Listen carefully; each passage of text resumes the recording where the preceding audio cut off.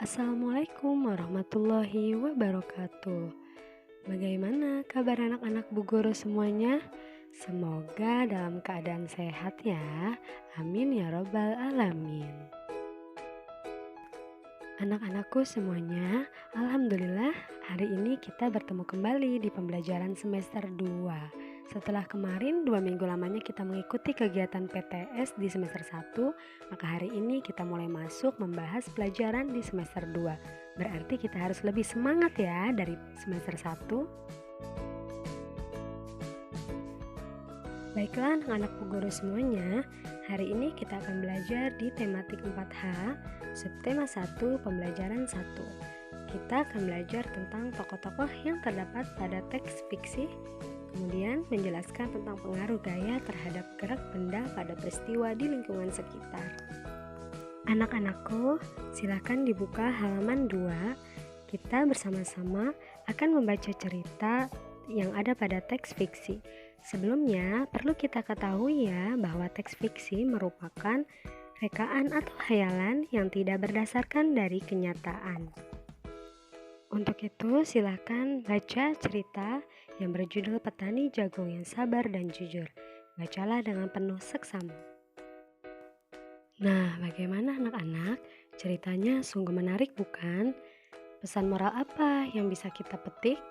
Yaitu yang pertama, jangan mengambil sesuatu yang bukan hak kita. Lalu, yang kedua, jika kita tetap bersabar dan terus berusaha, pasti suatu saat kita akan mendapatkan balasan yang setimpal dengan perbuatan baik yang kita kerjakan. Cerita Petani Jagung yang Sabar dan Jujur ini merupakan cerita dongeng yang tergolong ke dalam cerita fiksi. Cerita fiksi ini berupa karangan bebas yang memiliki sifat khayalan tidak nyata dan imajinatif. Isi cerita fiksi umumnya tetap masuk akal dan mengandung kebenaran yang menceritakan hubungan antar manusia. Nah, ayo, apa yang kalian ketahui tentang cerita fiksi? Coba cari informasi lebih dalam lagi mengenai cerita fiksi ya. Pembahasan selanjutnya, lihat di halaman 4, kita akan belajar tentang pengaruh gaya terhadap gerak benda pada peristiwa di lingkungan sekitar. Tadi kita sudah baca ya, cerita fiksi tentang sang petani jagung. Sang petani berusaha untuk mendorong batang pohon yang cukup besar agar tidak menghalangi jalan. Nah, tanpa kita sadari, sang petani telah memberikan gaya terhadap batang pohon tersebut agar bergeser. Apa yang akan terjadi pada batang pohon tersebut apabila sang petani mendorongnya dengan cukup keras? Nah, apa yang dimaksud dengan gaya dan gerak? Mari kita simak penjelasannya. Halo sobat, apa kabar hari ini? Kita belajar yuk! Kali ini kita bakal belajar tentang gaya dan gerak pada benda. Apakah kamu suka bermain bola? Coba perhatikan gerakan bola tersebut. Bola bergerak ke sana kemari ketika kita menendangnya. Apa yang menyebabkan bola bisa bergerak ya? Yuk kita simak. Ada yang tahu gak apa itu gaya? Bukan gaya selfie ya. Gaya dalam IPA tidak sama dengan gaya yang kita kenal dalam kehidupan sehari-hari. Contohnya, menendang bola, mendorong lemari. Jika kita melakukan dorongan atau tarikan terhadap suatu benda, berarti kita telah melakukan gaya terhadap benda tersebut. Gaya mengakibatkan adanya perubahan pada benda. Pengaruh gaya terhadap benda adalah sebagai berikut. 1. Gaya menggerakkan benda diam. Benda diam akan bergerak jika diberi gaya. Contohnya yaitu ketika kita bersepeda. Sepeda yang tadinya diam saat kita goes menjadi bergerak.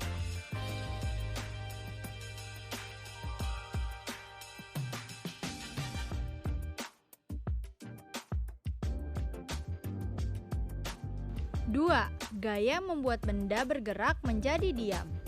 Benda-benda yang bergerak tersebut dapat berhenti atau diam jika diberi gaya. Sepeda yang bergerak akan berhenti jika direm. 3. Gaya mengubah kecepatan gerak benda. Jika kamu amati, kecepatan motor tersebut tidak akan sama. Kamu bisa melihatnya pada speedometer. Ketika jalan lenggang, pengemudi akan menaikkan gasnya. Namun, ketika jalan mulai ramai, pengemudi akan menurunkan gasnya atau mengerem. 4. Gaya mengubah arah gerak benda. Sepeda tidak hanya dapat berjalan lurus, sepeda dapat kita belokkan ke arah yang kita butuhkan. Jika ingin mengubah arah sepeda, kita cukup membelokkan setangnya.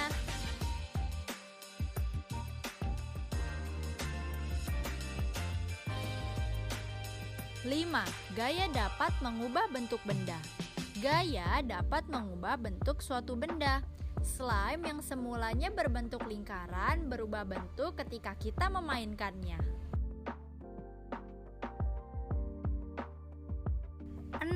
Gaya dapat mempengaruhi keadaan benda di dalam air. Di dalam air terdapat suatu gaya yang disebut gaya tekan ke atas.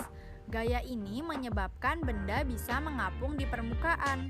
Benda yang masuk ke dalam air akan dikenai gaya tekan ke atas, sehingga benda muncul kembali ke permukaan. Itulah sebabnya ketika berenang kita tidak akan ke dasar kolam, melainkan berada di permukaan air. Baiklah anak-anak, sekarang kita masuk pada pembahasan di pembelajaran 2. Silakan buka halaman 8. Ayo bercerita.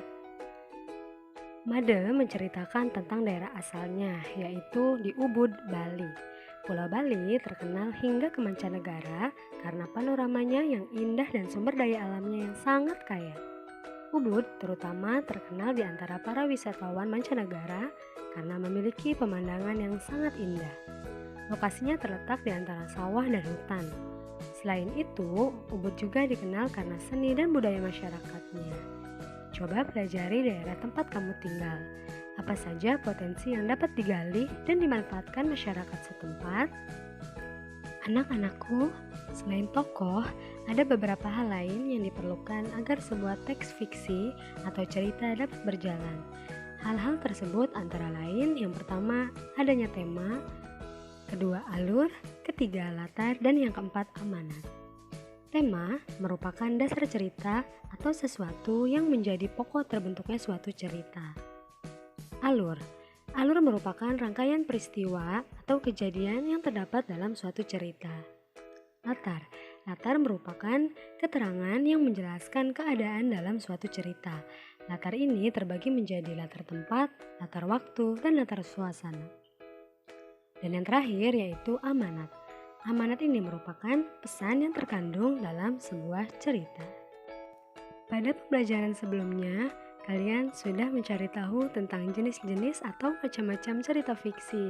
Mari kita ingat kembali apa saja macam-macam cerita fiksi. Yang pertama yaitu novel. Novel merupakan cerita panjang yang mengisahkan kehidupan seseorang. Kedua, fabel. Cerita dengan tokoh binatang yang bertingkah laku seperti manusia. Yang ketiga, komik. Komik merupakan cerita bergambar. Yang keempat yaitu dongeng. Dongeng merupakan cerita hayalan tentang kejadian pada zaman dahulu yang mengandung nilai pendidikan. Cerita dongeng juga dapat terinspirasi dari suatu peristiwa. Yang kelima yaitu cerpen.